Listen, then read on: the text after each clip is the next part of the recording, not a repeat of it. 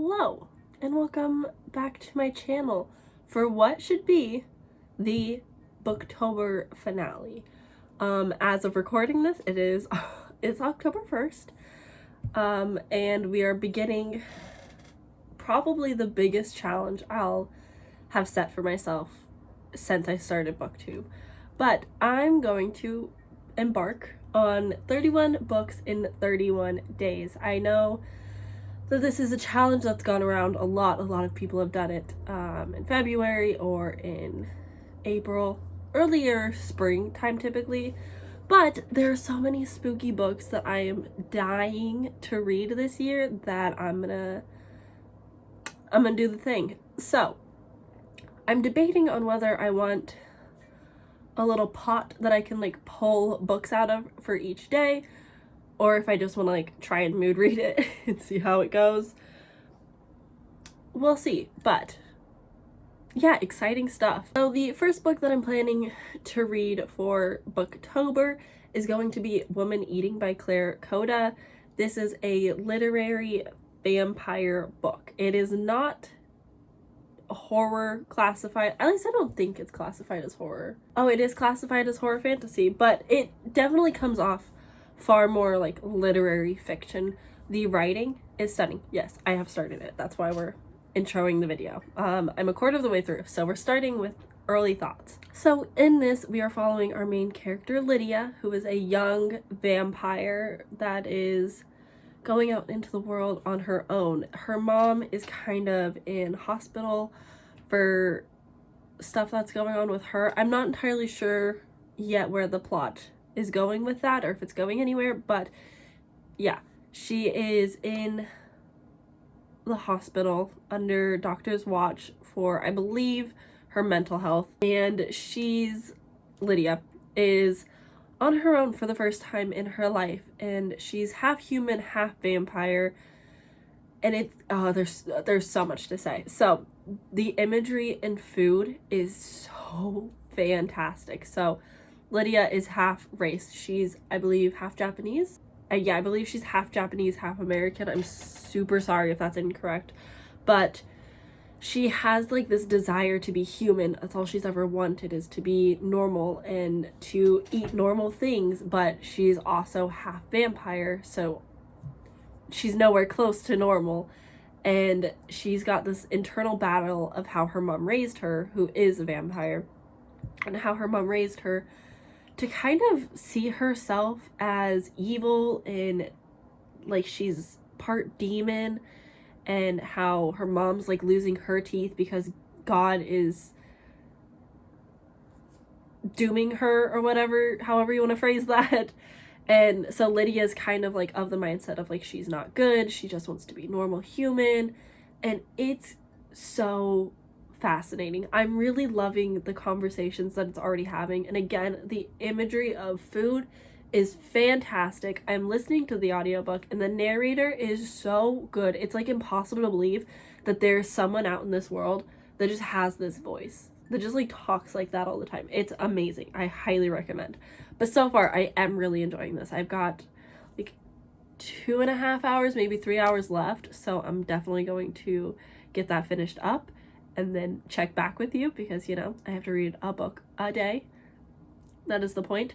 So yeah, I will finish this and come back, and we can chat more about it and give you my final thoughts and ratings, unless something crazy happens that I need to talk about. But yeah. Hey, so it is a little bit later, and I've gotten another like 20 or so % through Woman Eating. And to correct really quick, she's British, Malaysian, and Japanese mixed. So those three from her mom and her dad.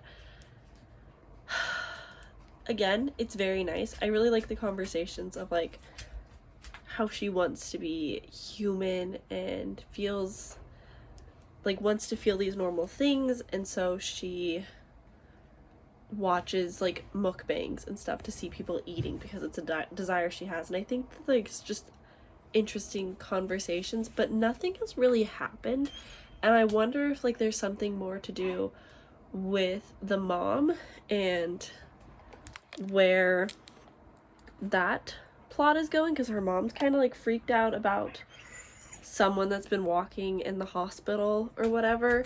So I think that could be something, I'm not sure, but I really like this complex, typical human relationship this vampire is having with this guy Ben, who is engaged to be married to somebody else. And so like there's this weird dynamic of her being like, I don't know what to do, and then having like the first human blood and being like, I don't know what to do. Where's the story going? No clue. Has much happened in the story? Not at all. Am I equally as invested? Yes. I love this narrator. I love how she tells the story. I like the story. There's like nothing special about it, but I like it. I can't explain it. But I'm gonna finish it and then I will check back in with y'all. Okay, I'll try and make this a little fast because the boys are annoyingly playing in bed. But I just finished Woman Eating by Claire Coda, and 4 stars. 4 stars, very well done. I really enjoyed her perspective. I loved being in her head and like seeing how she viewed the world because of her uprising, and there's definitely trigger warnings for disordered eating. More so the thoughts of disordered eating. Like if you've had an eating disorder, parts of it might be a little bit triggering because it's relatable if you've gone through an eating disorder to some extent. But I really enjoyed being in her head. I love being with this young adult artist trying to get to know the world and just like experiencing it for in some ways like the first time. I don't feel like all the questions were answered, but I do think it ended on a good spot. Like I don't think it needed to go on any longer. Honestly, it kind of felt long at times. I did not expect where it was gonna go, but if you like literary fiction, if you like literary works, you'll enjoy it. It's slower pace. It's just like a slice of life. There is no plot. It's a lot of just character.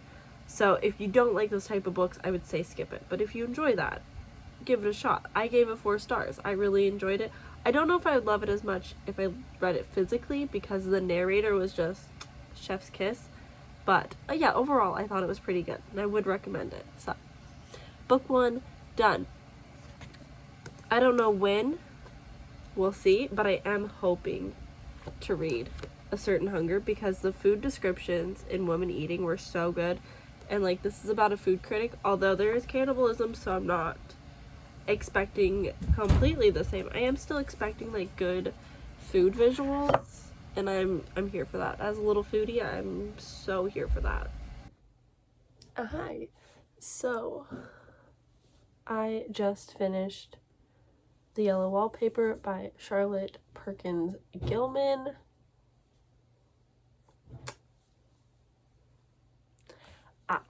Wonderful. I didn't talk to you guys about it before reading it because it's like 30 pages or whatever, so I thought I'd just read it and then check in with you. But wonderful. So good. It's a classic, very short, but it's easy to read. It's not super daunting with the language, which is a struggle I have with a lot of classics, and I was able to just like read it with little issues. Wow. This is about a woman and her husband going on kind of a holiday for her mental health, and she has beef with the yellow wallpaper in their room upstairs, and it's just like madness ensues, and it's wonderful. It's kind of stream of consciousness, journal entry-esque, just like talking about how you feel, what's going on, and it's very well done. The ending, like, it just went where I did not think it would go, and I was very surprised, taken aback.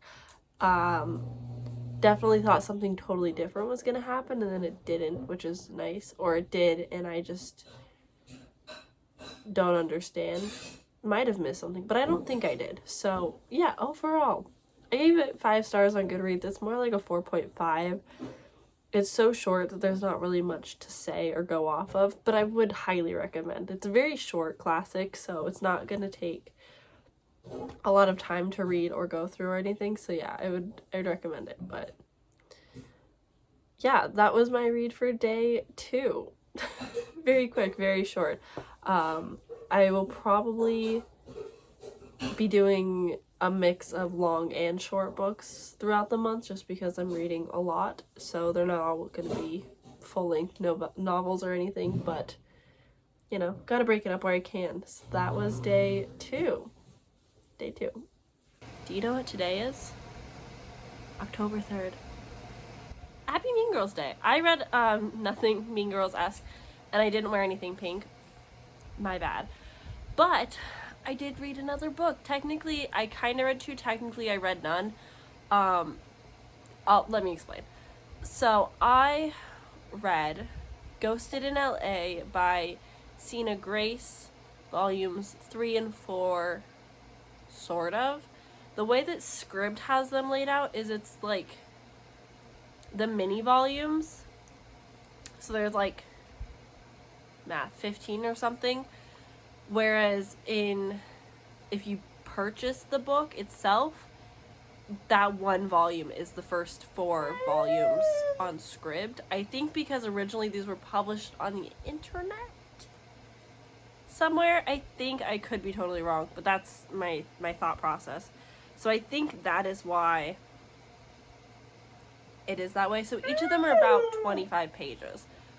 So these were really quick. I read about 50 pages of a graphic novel following, I believe, our main character Daphne, who moves to LA to chase her boyfriend at the time, who then dumps her, and her roommate hates her, and she moves into this abandoned house that's actually haunted by a bunch of ghosts. And then, like, it goes from there. Overall, I gave the entire volume that you would purchase, the first 4 volumes that I read. But yeah, so that volume, I gave 3 stars as a whole. All 4 that I read were 3 stars. They were fine. They weren't anything spectacular. I didn't really love a lot of the characters. They were kind of annoying. I don't know much about this author or how he or they present what their sexuality might be. So from what it looks as if a man is writing about the female's perspective, but also made her ex-boyfriend, maybe this is a spoiler, but her ex-boyfriend is actually gay. And so I'm not sure, like, if that's supposed to be, like, this shocking plot point or, like, what all is the point of these things. But either way, I read them. If I buy the volumes, there's 3 in total. If I physically purchase them, I think I would continue. But I don't think I'll go out of my way to continue reading them on Scribd, seeing as it technically takes, like, their credit that they don't actually give you. So it's not really worth it. But yeah, they were fine. It was a quick read for a quick day because I don't have a lot of time today. So, you know, you win some, you lose some. You take it as it is. I've been on a high for reading lately, so I just gotta let it be. Except the 3 stars. There we go.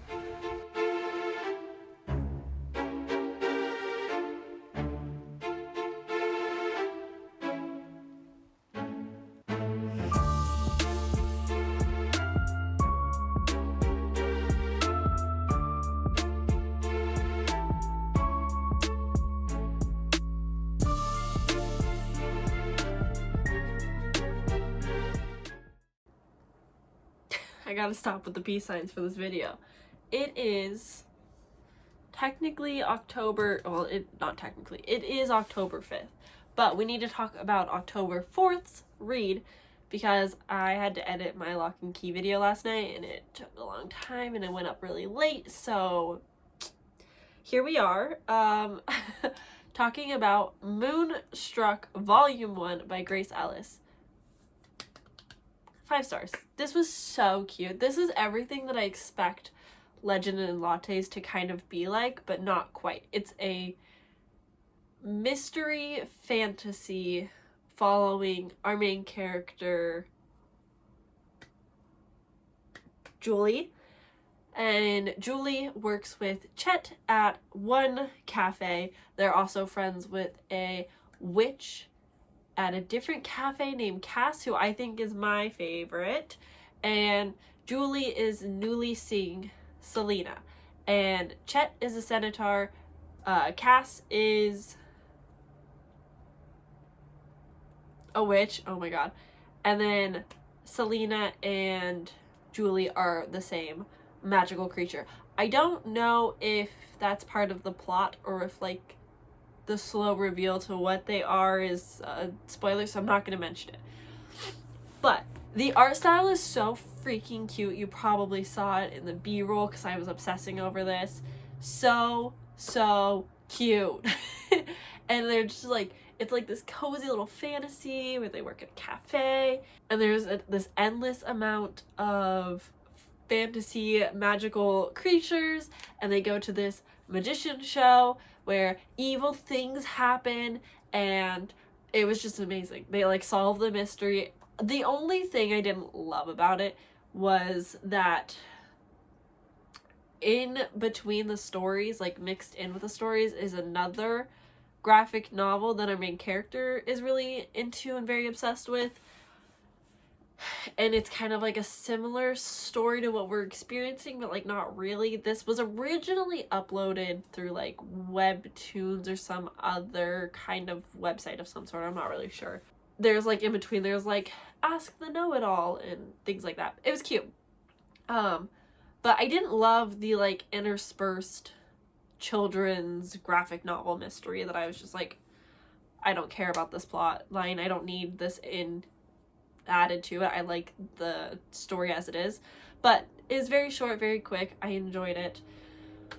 Now it's day 5, and I've curated a little bowl of books. There we go. So in my little witch's brew, we have a bunch of books that I own, as well as a bunch of audiobooks and ebooks. I might add more if I think of some, but there's way more than what I can actually read this month in here, just to make sure that there's plenty. I have readathons that will be going on in this video specifically, so we're gonna do Stabathon, which started technically yesterday. If I get a book for that, great.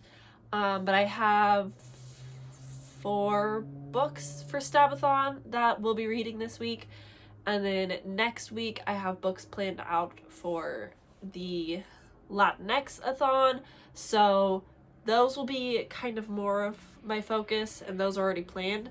But on the days that I don't have plans, we will come to the Witch's Brew. So I'm just gonna shuffle, and I'm hoping for an audiobook today because I'm running out of time and I have to like read other stuff and do other things. So just take this one on top. Purple is audiobooks, orange is physical books. And I have got a History of Wild Places. I do want to read this, but the first chapter is like an hour long, and that just really infuriates me. I do want to read this. I am interested in it, but at the same time, it's kind of a long book, so we'll see how I do. But all right, A History of Wild Places. I have no clue who the author is. I will get to that when I can, but great.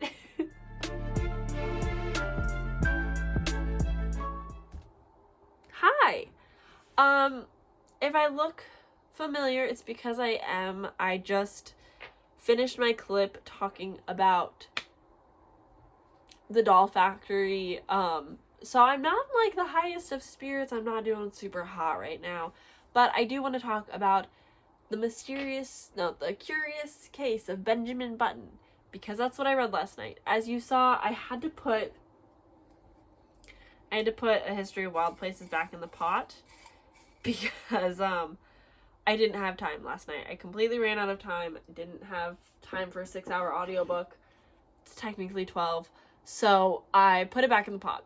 and I picked up something incredibly short that I did not expect at all, and I picked up The Curious Case of Benjamin Button. Did you all know that this was a short story? And did y'all know that this was written by F. Scott Fitzgerald? Because I was very confused. I did not know that. I've seen the movie. I saw it when it came out when I was quite young and had zero clue about the source material. So I listened to that last night. The audiobook was about an hour long.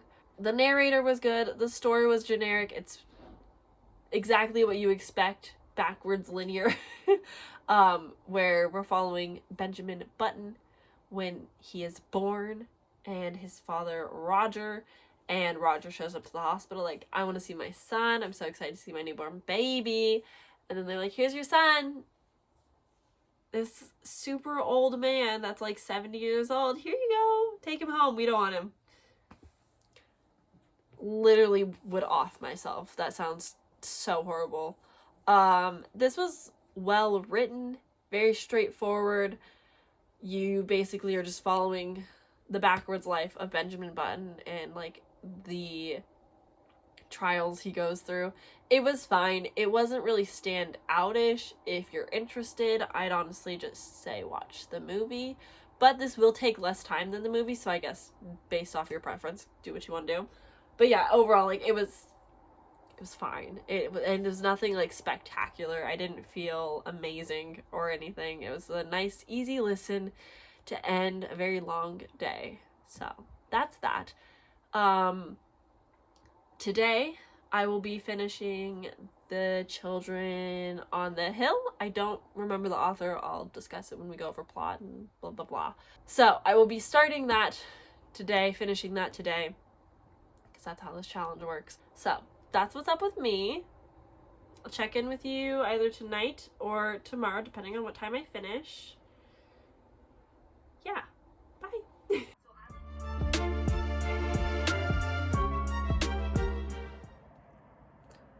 Book number 9. So I made the decision yesterday, since I was home alone, my partner is out of town for the weekend, that I didn't actually need to sleep Saturday night. So instead, I did what any sane person would do and drink an energy drink and then stay up until 5 in the morning listening to the book. And then wake up again at 10 and start the day. Thriving, what can I say? So, what did I read until 5 a.m.? What was so good that I stayed up until 5 in the morning to listen to the audiobook? The Weight of Blood by Tiffany D. Jackson. Who would have thought that I would give a Tiffany D. Jackson book such a 5-star review?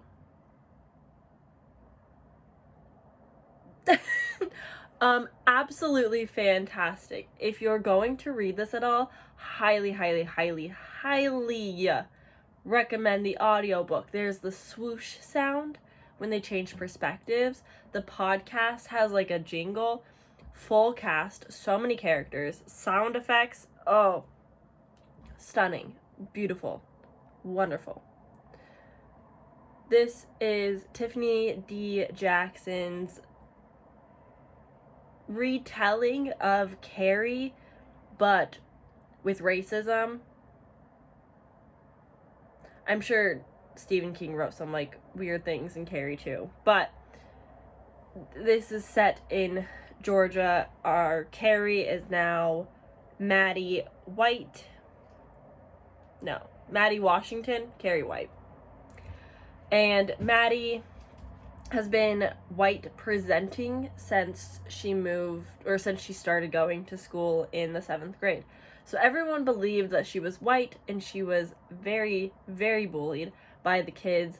And one day in gym class, it starts to rain, and that's gonna happen a lot, huh? And Maddie wasn't able to avoid getting rained on. Therefore, her hair got super frizzy and afro-like. Therefore, the students all found out she was actually mixed race and she's actually black. And although the school is not segregated, because this is set in like 2016, 2019, something like that, but the school is in Georgia and they are not a segregated school, but they do have separate proms, and there is a whole bunch of microaggressions, and it's pretty racist. High school in Georgia, where you've got like the black football kid not seeing race, and him and his friends are cool with the white kids, whereas the other black students are like, no, that's not cool. So yeah, and then it's basically a Carrie retelling from there, and oh my god, the twist of how she has magic and so on was very good. This book gave so many emotions. It went from like, oh my god, I hate these people, I hate her father, I hate the prayer closet, I hate everything about it, to like, oh, this romance is so cute, I love Kenny, to like, yeah, Maddie, fuck some shit up. I was so here for it. It was so many emotions. It was such a roller coaster of an audiobook to listen to. I highly recommend it. Earlier, before filming this clip, I actually went to Jan's Full Moon Book Club live show for The Weight of Blood by Tiffany D. Jackson. I wasn't sure if I really wanted to pick it up, but it fit for Stabathon's YA thriller or retelling prompt, and so I was like, you know what, why not? I'll give her a shot. I'm so glad I did, because if you know me, you know I did not like White Smoke last year by Tiffany D. Jackson, and this was such a wonderful, wonderful surprise. I thought it was so freaking good. It was amazing. It was so good. Infuriating, but sweet, and the ending is kind of badass, but like horrific. Oh, it's wonderful. So wonderful. I highly recommend, if you're still in the spooky mood, or if you just really like Carrie, highly recommend. Absolutely, you should read it. Absolutely. And if you can get your hands on the audiobook, absolutely listen to the audiobook. It was so good, guys. I can't. This might be my favorite book that I've read so far this month. Let me fact check myself. Let's see what I've read. Yep. Yeah, so far, this was book 8, day 9. So, book 8 has been my favorite so far. Wow, it's like still so early in the month. Oh goodness. Anyway, that's it. I will check in with you guys probably tomorrow. I feel like I'm giving my updates continuously like the day after I read the book. Not sure how that's gonna pan out, seeing as this is like going up on Halloween, I'm pretty sure. Yeah. So we'll see how that works out. But yeah, anyway, that's it. I'll see you guys tomorrow for my update for Clown in a Cornfield 2, for my slasher prompt for Stabathon. Because, yeah, I'm ending Stabathon today. So, yeah, that's that. Hi. Happy Halloween's Eve.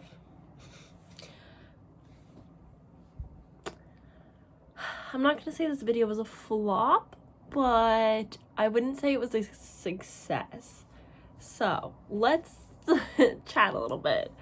I originally went into this video planning to listen or read one book a day, either at work or at home, whatever the case may be, on top of all of the other books I've been reading for other different video projects.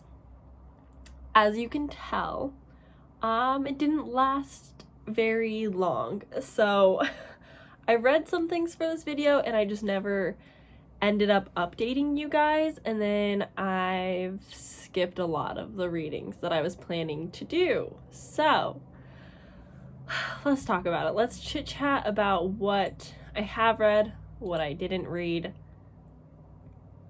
so on and so forth. So, last I remember, I think I talked to you guys about The Weight of Blood. That was for day 8 of this challenge. I did read for day 6, Children on the Hill, which I haven't reviewed with you. I skipped Like Mother and Clown in a Cornfield for Stabathon because the books were no longer available to me. So when that happened, I kind of just accepted my loss, knew I wouldn't have time later in the month, so ended up just skipping those. And then on Indigenous Days, on Indigenous Days, October 10th, I listened to Stephen Graham Jones' newest book, The Babysitter Lives, and haven't reviewed that with you. And that's basically where this ends. I have read one thing for Latinx-a-thon. I am still hoping to read the things that I had planned. Like, they're all books that I was excited for. My little brain here thought that getting a fixation during my busiest month of the year was the best idea for myself. So I got really fixated on a D&D campaign on YouTube and binged that for the entire month. And that's why I didn't get a lot of reading done, because I wasn't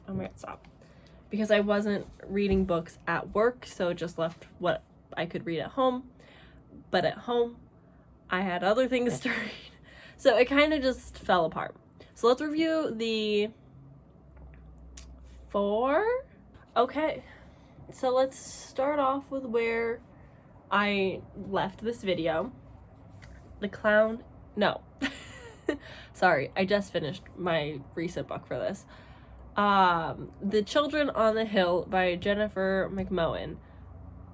Fantastic. This I have talked about in like tag videos, random other things along the way this month, but this is a Frankenstein reimagining, I would say, and it's super, super good. I would highly recommend. I don't think that it gives Halloween vibes really, so you can definitely read this any time of the year, but I ended up giving it 4 stars. I actually really enjoyed the writing style. The twist actually got me. I wasn't sure where the story was going, but it was such a fun, adventurous ride. I loved the like monster hunting aspect where our main character is a monster hunter and she has like a YouTube channel. I don't know.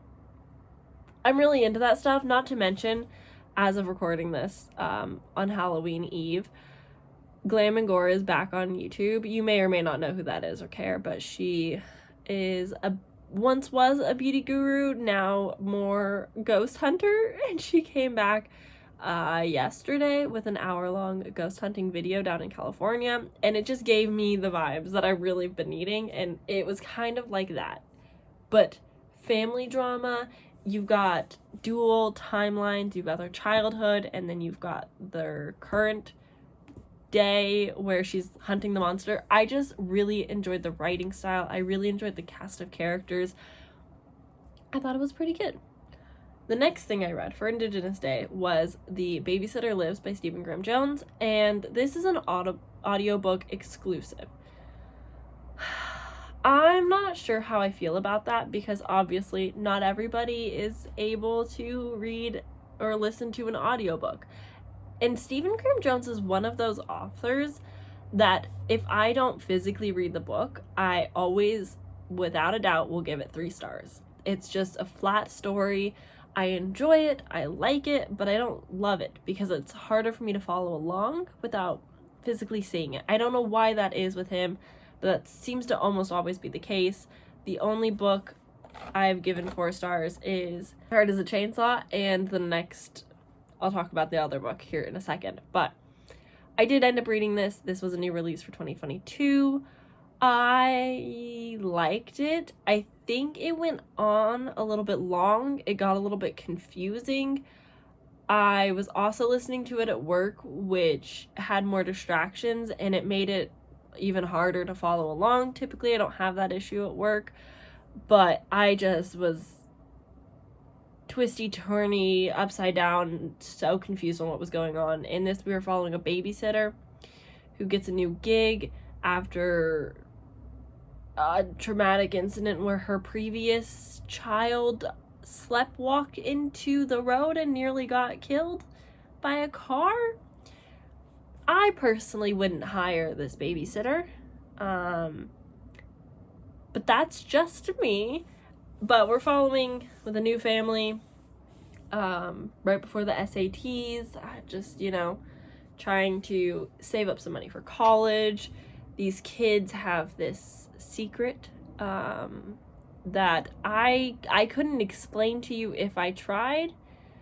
Her girlfriend was cool, even though I don't think that your girlfriend should come over when you're babysitting, because that's inappropriate. But, whatever. Teens are teens. It happens sometimes. Yeah, so I gave this 3 stars. I thought it was fine. I got a little bit confused. I liked the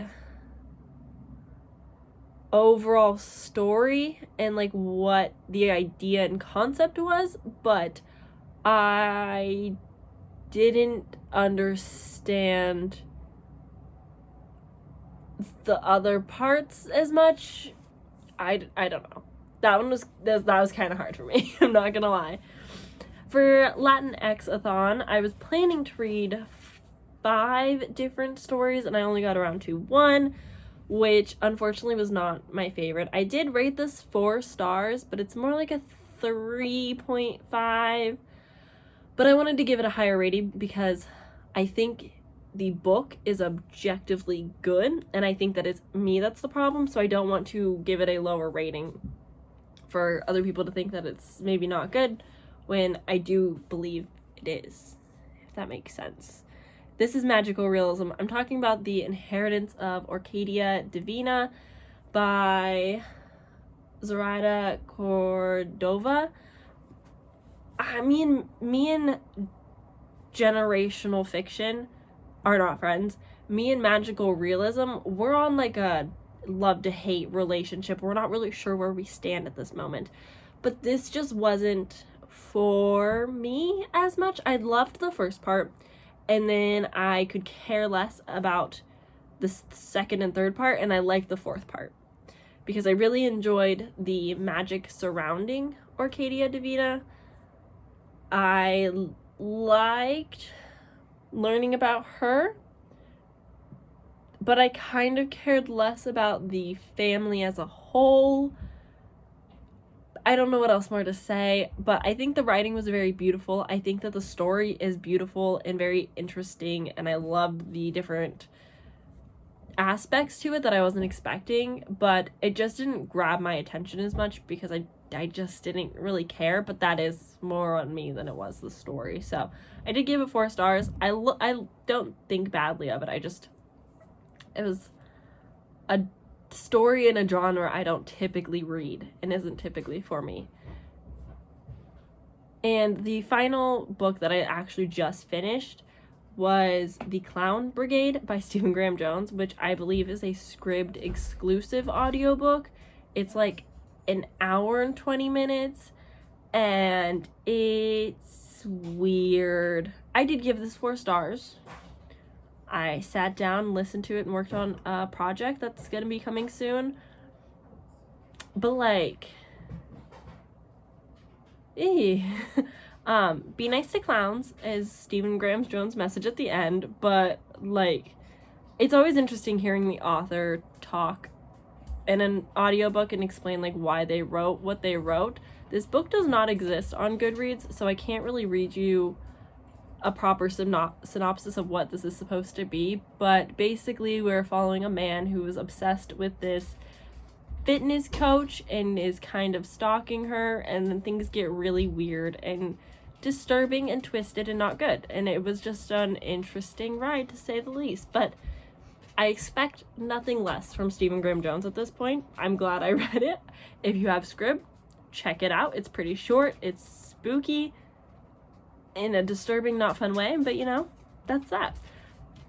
Now, going back to my reading list, I am hoping to read a few more things before this video goes up. I do have like Halloween plans going on. I have other books to read for other videos still going on, but I would like to finish up a few things, start a few things, read as much as I can for this video still, and at least get some extra content in there. So I will check back in with you guys later today if I finish anything else for this.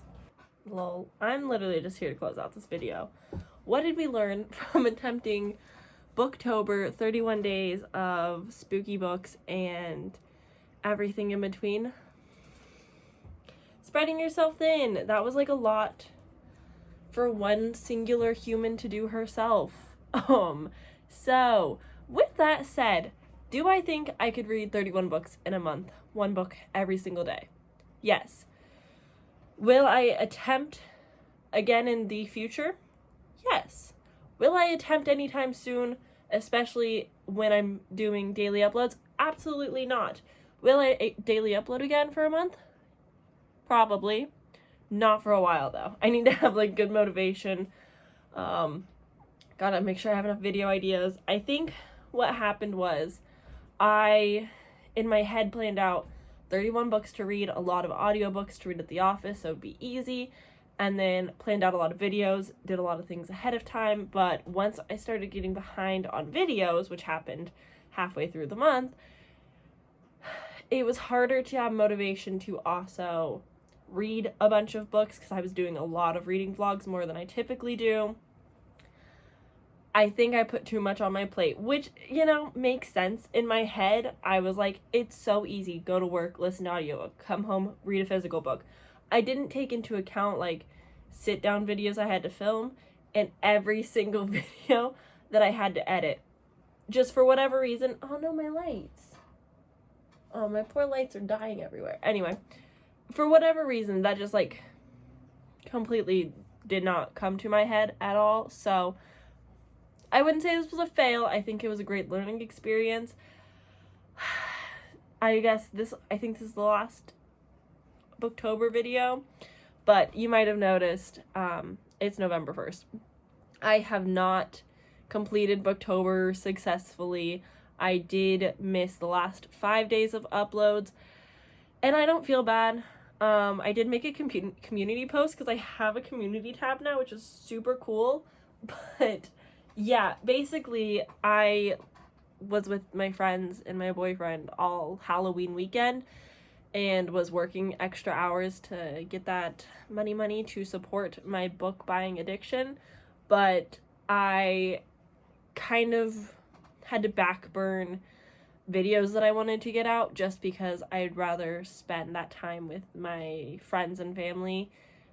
Because I do love Halloween season, and so hanging out with my friends to carve pumpkins was a lot more fun than sitting at a computer by myself all day, every day.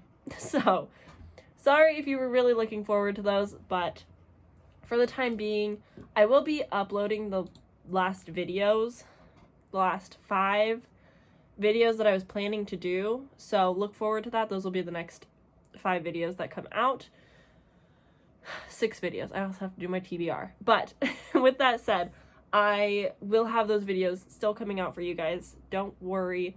I think in November, I will be posting 4 days a week. My normal schedule, Sunday, Tuesday, Thursday, Saturday, until I'm caught up and where I want to be. And then I believe we'll go back down to 3 days a week for a while.